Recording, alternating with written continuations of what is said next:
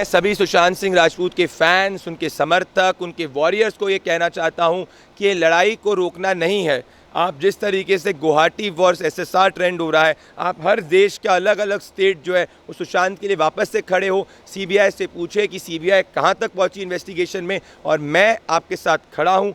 जैसे ही नए pieces of evidences आएंगे, आपको प्रदीप भंडारी 24 घंटे डीआरडीओ के बाहर मिलेगा। भाई हमने तो नहीं बोला था भारती को ड्रग्स लेने को ना, उन्हीं के घर पे ड्रग्स आए, उन्हीं के 3 फ्लैट्स में आए, उन्होंने खुद ने कबूला।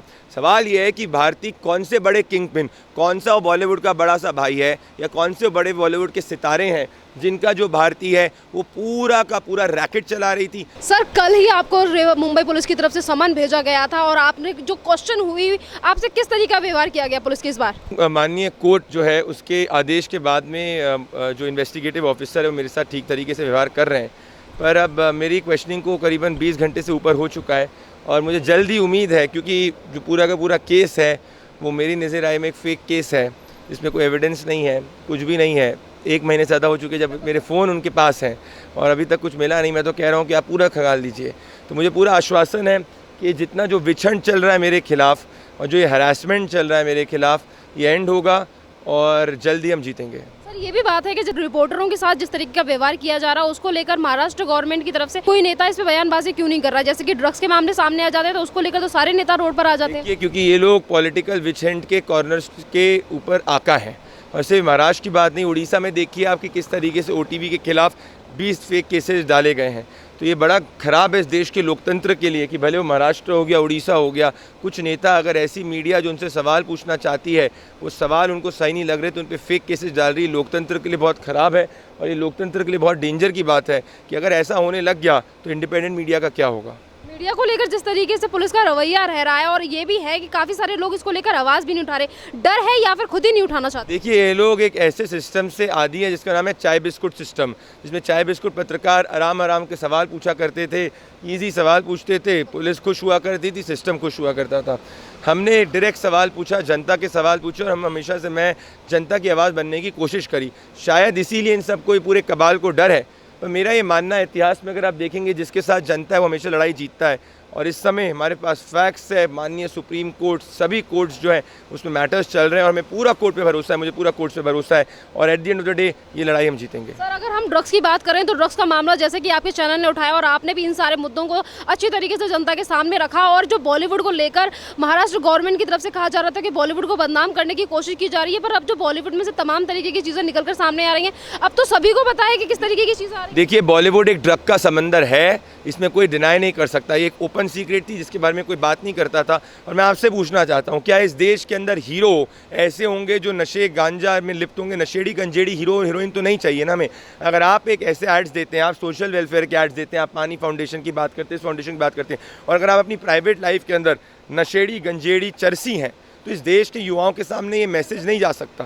पहली बार इनकी पीआर मशीनरी फेल हुई है और जनता की आवाज़ जीती है। और इसीलिए आप मुझे बताइए, भारती 3 फ्लैट्स लेके हैं। अब 3 फ्लैट्स बॉम्बे में कितनी बड़ी बात होती है। उनके घर के अंदर से ड्रग बरामद हुए। भाई फर्जी ड्रग्स तो नहीं हुए, जब ड्रग्स हैं तभी बरामद हुए। मैं वापस से आपको कहूँगा, ये स्मॉल फिशेज़ हैं, बहुत बड़ी बड़ी मछलियाँ अभी अंदर जाएंगी और बहुत ज़रूरी इस देश के युवाओं के लिए, इस राष्ट्र हित के अंदर। आपको याद है पंजाब में किस तरीके से पाकिस्तान ने ड्रग्स से पूरा पंजाब की जनरेशन को ख़त्म करने की कोशिश करी थी। क्या हम चाहते हैं कि बॉलीवुड की लॉबी एक सूडो लॉबी बने, एक फ्रंट बने नशे और गांजे के व्यापार के, जिससे देश के युवाओं का भविष्य खराब हो? अभी तक चलता है, तब हम नहीं चलने देंगे ये। सर, यहाँ पर यह भी है कि बॉलीवुड में से जिस तरीके से नए नए नाम, जैसे कि अभी आपने कहा कि भारती का नाम जैसे आया, और भारती के पति हर्ष ने, इन्होंने बात को कबूल भी लिया है कि ड्रग्स को कंज्यूम करते थे। तो यहाँ पर काफी सारे बॉलीवुड के कलाकार ऐसे हैं जो अब उनमें थोड़ा सा हलचल होने लगी और वो भी इस बात को लेकर बयानबाजी करने लगे। आपको पार्टी याद है करण जौहर की, जिस पार्टी के अंदर हम एक शक था कि किस तरीके से उन लोग फिल्म, सो कॉल्ड फिल्म के स्टार्स के एक्सप्रेशंस थे। मेरा ये मानना है कि भारतीय और ये लोग आइसोलेशन में काम नहीं कर सकते। पूरा का पूरा जो एक ड्रग का रैकेट है, इस ड्रग के रैकेट के अंदर ये स्मॉल फिशेज हैं। दीपिका पादुकोण को जो पकड़ा गया था, उनकी ड्रग चैट्स रिवील हुई थी। तो ये पूरा अगर आप नार्कोटिक एनडीपीएस एक्ट पढ़ेंगी तो ये एनडीपीएस एक्ट के अंदर इनको मैक्स 10 साल तक की सज़ा हो सकती है। अभी जो नार्कोटिक्स कंट्रोल ब्यूरो है वो जिस हिसाब से एविडेंसेस आ रहे हैं उस हिसाब से इन स्टार्स को पकड़ रहा है। अभी अर्जुन रामपाल को भी बुलाया गया था। तो ये ओपन सीक्रेट सब रिवील हो रही है। मैं वापस से आपको कहूँगा, these are very small fishes. अगर एनसीबी नार्कोटिक्स कंट्रोल ब्यूरो इसको एंड तक ले जाएगा तो आप ऐसे बड़े बड़े नाम देखेंगी जो आपको चौंका देंगी। सर बड़े बड़े नामों को लेकर तो ये भी बात है कि जो एनसीपी आज तक ड्रग्स के मामलों को लेकर बात नहीं कर रही थी, आज उन्हीं के नेता यानी कि नवाब मलिक ये कहते हैं कि भारतीय और ये जितने भी कंज्यूम करने वाले हैं उन्हें जेल में नहीं डालना चाहिए। अब नवाब मलिक जी का उनके साथ क्या रिश्ता है, क्या नहीं रिश्ता है बॉलीवुड के साथ, वो जाने। मैं तो इस जनता की आवाज़ उठा रहा हूँ। जनता की आवाज़ ये है कि भैया एनसीपी बॉलीवुड को बचाए नहीं बचाए, अल्टीमेटली ये डोमेन आता है नारकोटिक्स कंट्रोल ब्यूरो का। नारकोटिक्स कंट्रोल ब्यूरो एक इंस्टीट्यूशनल एजेंसी है जो एनसीपी की एजेंसी नहीं है, इस देश की एजेंसी है। जिस हिसाब से एविडेंसेस रिवील हुए, भाई हमने तो नहीं बोला था भारती को ड्रग्स लेने को ना, उन्हीं के घर पर ड्रग्स आए, उन्हीं के 3 फ्लैट्स में आए, उन्होंने खुद ने कबूला। सवाल ये है कि भारती कौन से बड़े किंग पिन, कौन सा वो बॉलीवुड का बड़ा सा भाई है, या कौन से बड़े बॉलीवुड के सितारे हैं जिनका जो भारती है वो पूरा का पूरा रैकेट चला रही थी। अरे भारती की बात हो गई, पहले दीपिका की बात हो गई, सब रिवील हुई हैं। तो प्राइमा फेसी अगर ये चीज़ें रिवील हो रही हैं, कन्विक्ट करने की इसको इवेंचुअली कन्विक्ट करना पड़ेगा जिससे कि लोग जेल के अंदर इवेंचुअली जाएं। पर वापस से मैं कहूँगा बहुत बड़े बड़े सितारे हैं जो उसको आप ढंग से इन्वेस्टिगेट करेंगी, जो हम लोगों ने प्राइमा फेसी रिवील भी कर दिया है, वो सब जो है उनके नाम आएंगे। और इस देश में कानून के ऊपर कोई भी सितारा नहीं है। और मैं आपसे पूछना चाहता हूँ कि क्या आप एक नशेड़ी गंजेड़ी स्टार को फॉलो करेंगी जो उठा के पानी के ऐड करेगा, जो मान लीजिए उठा के स्वच्छता के ऐड करेगा, जो मान लीजिए उठा के गंदगी के ऐड करेगा, किसी के भी ऐड करेगा, सोशल वेलफेयर के ऐड करेगा, और उसके पर्सनल लाइफ में वो नशा गांजे में लिप्त होगा। बात क्वांटिटी या वॉल्यूम ऑफ ड्रग की नहीं है, बात है मॉरलिटी की। और स्टार्स जो हैं वो नशेड़ी गंजेड़ी चरसी इस देश की युवाओं के लिए नहीं हो सकते। रियल हीरोज़ वो नहीं है, वो जमाना गया, वो रियल विलन्स हैं। तो सर यहाँ पर यह भी है कि जिस तरीके से महाराष्ट्र की सरकार को संभालने वाली सरकार जिस तरीके से बयानबाजी कर रही है,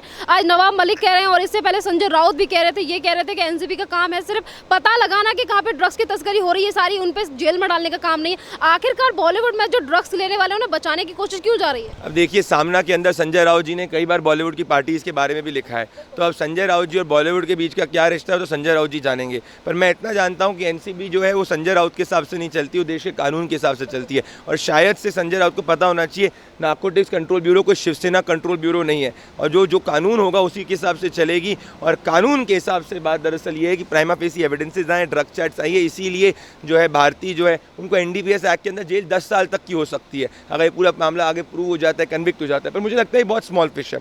असली जो ड्रग के समंदर की बड़ी बड़ी मछलियाँ हैं वो और दिनों के अंदर आप देखेंगी। लोग अचंभित हो गए थे कि अर्जुन रामपाल का भी नाम आया था, पर मैं आपको वापस कह रहा हूँ, these are very small fishes, you will certainly see a very big name coming up.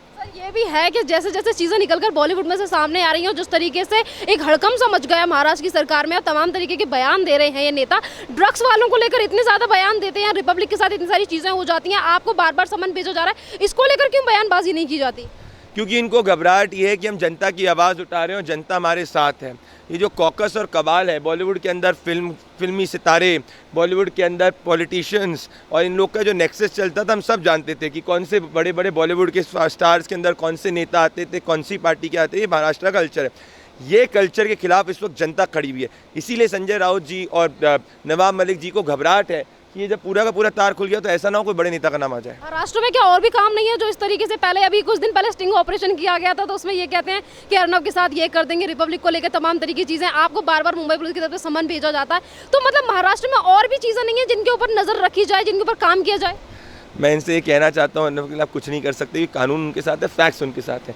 पर बड़ी बात यह है कि कोरोना के इतने केसेस आ रहे हैं, दिल्ली के अंदर केसेस आ रहे हैं, मुंबई के अंदर केसेस आ रहे हैं। भाई आप कोरोना पे बात कर लीजिए, आप जनता के स्वास्थ्य की बात कर लीजिए, बेड्स जो हैं वो पूरे नहीं मिल पा रहे। क्या आज महाराष्ट्र के अंदर किसी को अगर कोरोना होगा तो उसको क्या बेड मिलने की गारंटी है 24 घंटे में? पूछना चाहता हूँ, नहीं है, बिल्कुल नहीं है। तो इन सब मामलों पर जो नेता का काम है, उनको उनकी सरकार जो बनी थी, जो गठजोड़ करके बनी थी, जो 30-37 सीट वाले और 50 सीट वालों ने सरकार बना ली, जोड़ के बना सकते संवैधानिक रूप से, तो जनता के जनमत के विरुद्ध सरकार थी, पर बनी क्योंकि ये कॉन्स्टिट्यूशनली सही थी। तो अब जाके जनता का काम करें, क्या जनता की रोड के लिए क्या कर रहे हैं, जनता के कोविड को प्रिवेंट करने के लिए क्या कर रहे हैं, क्या हॉस्पिटल बेड्स को अवेलेबल कर रहे हैं? नहीं, इनको फ़र्क यह है कि कैसे कुछ जर्नलिस्ट जो राष्ट्रवादी जर्नलिस्ट हैं उनसे सवाल पूछ रहे हैं, उनकी पोल खोल रहे हैं। पर ये हमारा संवैधानिक काम है, हम तो करेंगे। अब जितनी भी बार बोलो हमारा काम है सवाल पूछना। पर दुख की बात यह है कि इसमें महाराष्ट्र की जनता जो है सफ़र कर रही है, क्योंकि महाराष्ट्र की जनता के बारे में लोग कुछ बात नहीं कर रहे हैं। अगर टीआरपी केस की बात करें तो टीआरपी केस में भी अब ईडी आ गई है, तो क्या क्या लगता है आपको? देखिए, इसमें तो चैनल ने ऑटोमेटिकली अपना जो ऑफिशियल बयान दे दिया वो कह दिया है। बॉटम लाइन ये है कि रिपब्लिक टीवी किसी में भी नेम नहीं था, ये फेक केस है, ये डराने का केस है। अल्टीमेटली टीआरपी केस के अंदर भी आप देखेंगे कि जीत रिपब्लिक मीडिया नेटवर्क की ही होगी, क्योंकि सच हमारे साथ है और ये हर एविडेंस बताते हैं। जो इनिशियली जो एक्यूज थे, विटनेस थे, सब ने बताया कि Republic has nothing to do with it. जो दूसरा चैनल था उसको घबराने की ज़रूरत है। सर जैसे कि अगर हम सुशांत सिंह राजपूत की केस की बात करें, जिसके लिए आपने आवाज़ उठाई, जिसके लिए आपने काफ़ी ज़्यादा मेहनत की, एविडेंस लोगों के सामने रखे, और सर यहाँ पे अगर उन जनता की तरफ से अगर सवाल पूछा जाए तो लोग आज भी परेशान है सुशांत सिंह राजपूत की मौत को लेकर, क्योंकि उसमें सीबीआई अभी तक कोई रिपोर्ट क्यों नहीं दे रही? मैं खुद इसमें परेशान हुआ। मैं निवेदन करना चाहता हूँ, मैंने अपना 2 दिन पहले वीडियो भी किया था जो काफ़ी वायरल हुआ था। मैंने कहा कि अब ये ड्यूटी सीबीआई की है और ऐसा ना हो कि आरुषि की तरीके से जो केस में पूरे मीडिया ने अपना काम किया था तो उसके बाद कंक्लूसिवली प्रूव नहीं कर पाई थी कोर्ट के अंदर।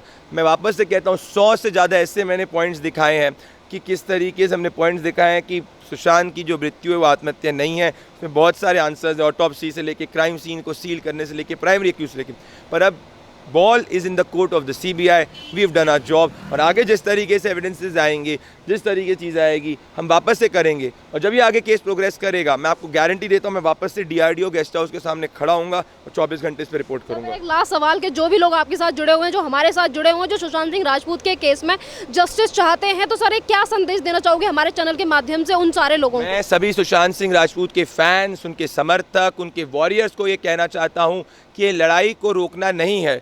आप जिस तरीके से गुवाहाटी वर्स एसएसआर ट्रेंड हो रहा है, आप हर देश का अलग अलग स्टेट जो है वो सुशांत के लिए वापस से खड़े हो। सीबीआई से पूछे कि सीबीआई कहाँ तक पहुँची इन्वेस्टिगेशन में, और मैं आपके साथ खड़ा हूँ। जैसे ही नए पीसेज ऑफ एविडेंसेस आएंगे, आपको प्रदीप भंडारी 24 घंटे डीआरडीओ के बाहर मिलेगा। धन्यवाद सर।